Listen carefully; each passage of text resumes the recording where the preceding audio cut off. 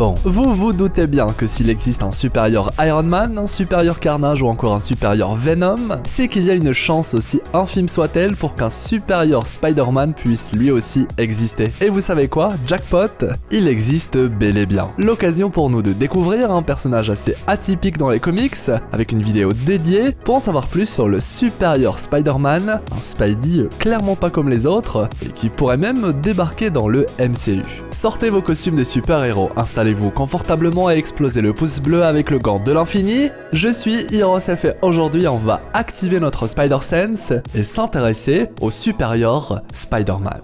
Bon visionnage.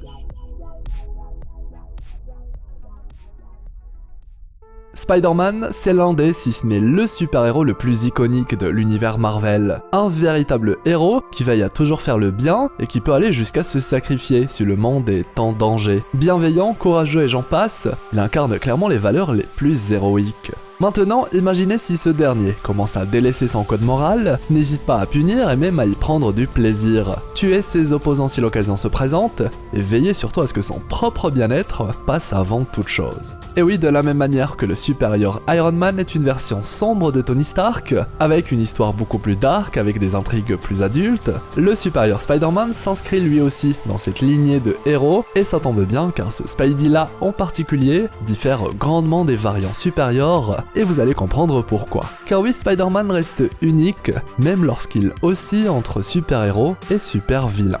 Le supérieur Spider-Man est né d'une union entre Peter Parker et l'un de ses plus célèbres opposants, le Dr. Otto Octavius.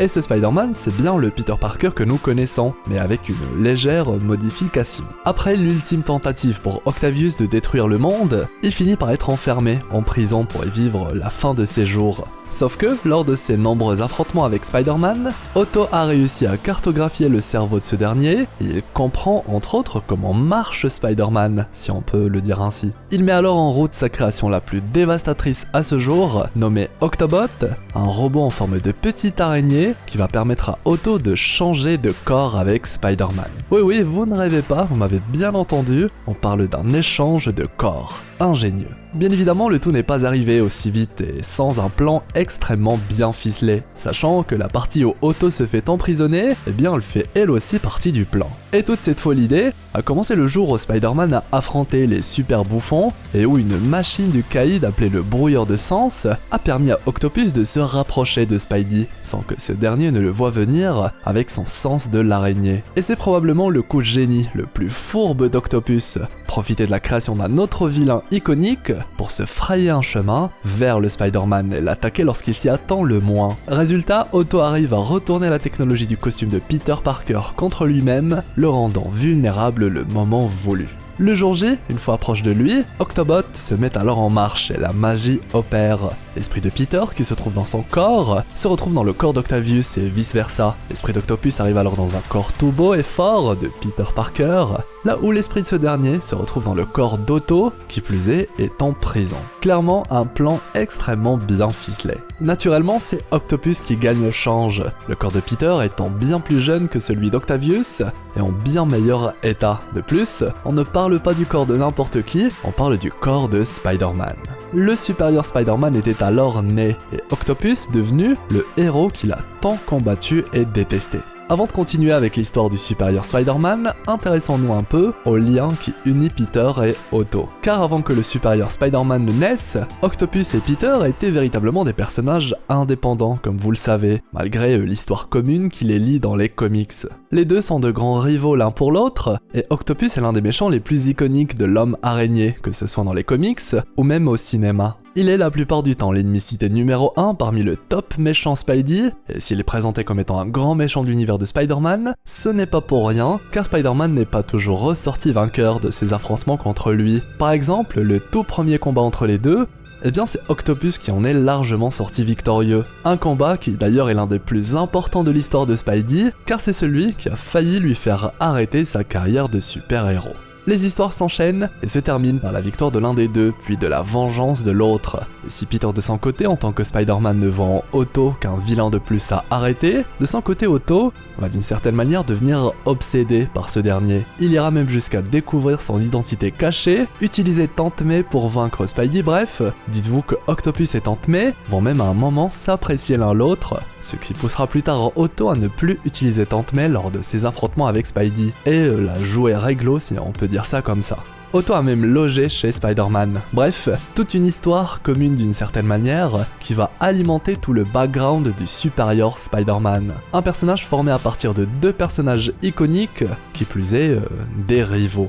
Une fois que Octopus arrive à ses fins et prend le contrôle du corps de Peter, eh bien c'est véritablement une nouvelle aventure qui commence pour lui. Toutefois, Peter étant dans le corps mourant d'Octavius, décide de ne pas se laisser abattre en tentant de s'échapper de prison. Il fait carrément appel aux autres détenus étant d'anciens super vilains qu'il a lui-même fait enfermer. Une fois sorti, Peter se rend compte que Octavius avait absolument tout prévu. Même l'éventualité que Peter se libère avait été prise en compte. Otto a décidé donc de se protéger contre un potentiel nouvel échange de corps, ce qui était devenu naturellement l'objectif de Peter. Et c'est là que tout va complètement basculer. D'une part, nous avons un Peter Parker, prisonnier du corps mourant d'Otto, et qui ne peut plus retourner dans son corps d'origine. De l'autre, un Octopus qui commence à se plaire dans le corps de Spidey, il commence même à apprécier la vie de super-héros, ce qui le fait douter concernant sa nature première de vilain. Les gens l'apprécient, l'aiment, et il devient accro à ce genre de sensations. Le vrai Spidey, Peter Parker, dans le corps d'Otto, décide alors de laisser une chance à Octopus. Décide de croire en lui. Il finit par le trouver et lui fait même comprendre ce que signifie être un super-héros. Autrement dit, conscient qu'il ne peut pas, du moins pour l'instant, récupérer son corps, Peter décide d'abandonner ce dernier, mais aussi de sensibiliser Otto à son combat, à savoir être un bon Spider-Man, devenir un héros, le pousser maintenant qu'il possède ce corps, plein de nouvelles ressources, à faire le bien. A noter que seuls eux deux savent pour l'échange de corps, du coup si Octopus décide d'être un héros avec le corps de Spidey, eh bien pour le public, Spider-Man a toujours été là et aucun changement n'a eu lieu. Comme Octopus prend goût à être acclamé et aimé de tous, il accepte alors plus facilement la vie de super-héros que Peter lui demande de gérer. Toutefois, il n'est pas Spider-Man, et ne le sera jamais. Il décide alors qu'il sera le supérieur Spider-Man, une version encore meilleure, selon son point de vue. Ainsi, grâce à Spidey, Octavius devient le nouveau Spider-Man, agissant sous son identité. Il a même juré de reprendre le flambeau laissé par Peter. En revanche, chose importante, très importante, Otto n'est pas réellement seul dans ce nouveau corps, et il va commencer à s'en douter, puisqu'il reste quelque part une toute petite part de la conscience de Peter. C'est donc à la suite de ça qu'il choisit de devenir un nouveau Spider-Man, le supérieur Spider-Man. Et avec ce renouveau, vient alors le changement. Fini le costume de Spider-Man, un nouveau costume va voir le jour. Il quitte même la femme que Peter a toujours aimée, Mary Jane, et en rencontre une nouvelle. Il prend même le temps de passer le doctorat que Peter n'a jamais eu, bref, c'est ici que l'image de l'araignée sympa du quartier va petit à petit prendre fin. Là où Spider-Man se contente d'arrêter les malfrats pour les envoyer en prison, lui va jusqu'à les blesser lourdement, et ira même par la suite jusqu'à tuer en mettant une balle dans la tête d'un de ses opposants en pleine gare de New York et devant des habitants. Pas vraiment l'image que les gens avaient de Spider-Man, avec un code d'honneur qu'il n'avait jamais franchi. En tout cas, même si à certains moments, Otto avait le plein contrôle, la part de conscience de Peter toujours présente dans son corps a tout de même permis quelquefois d'éviter pas mal de choses affreuses, de limiter la casse quoi. Petit à petit et au fur et à mesure de son avancée, le supérieur Spider-Man va commencer à se rendre compte que le vrai Spidey était finalement une version supérieure à lui. Le comble lorsqu'on se donne comme épithète le supérieur. En bref, une vérité qui va le déranger, mais qu'il va finir par accepter. Ainsi, lors d'un affrontement final visant à protéger sa chair et tendre, Octavius va comprendre, suite à son échec, que sa vraie force a toujours été liée à la part de conscience restante de Peter dans son corps. Ainsi, il finit par se sacrifier pour laisser Peter reprendre le contrôle de son corps, permettant à ce dernier de redevenir celui qu'il était, le véritable Spider-Man, qui cette fois sera capable de réussir là où Otto a échoué. Par la suite, et avec de nouvelles aventures solo, Octavius devient le supérieur Octopus grâce à la technologie d'Hydra et Armin Zola. On découvre alors qu'il avait survécu, mais ça, eh bien, c'est une histoire pour un autre jour. D'ailleurs, il était capable de quoi le Superior Spider-Man? Eh bien en soi, le Superior Spider-Man a les mêmes pouvoirs que Peter Parker, étant donné que Otto, ou pour être plus précis sa conscience, a été transféré dans le corps de Peter.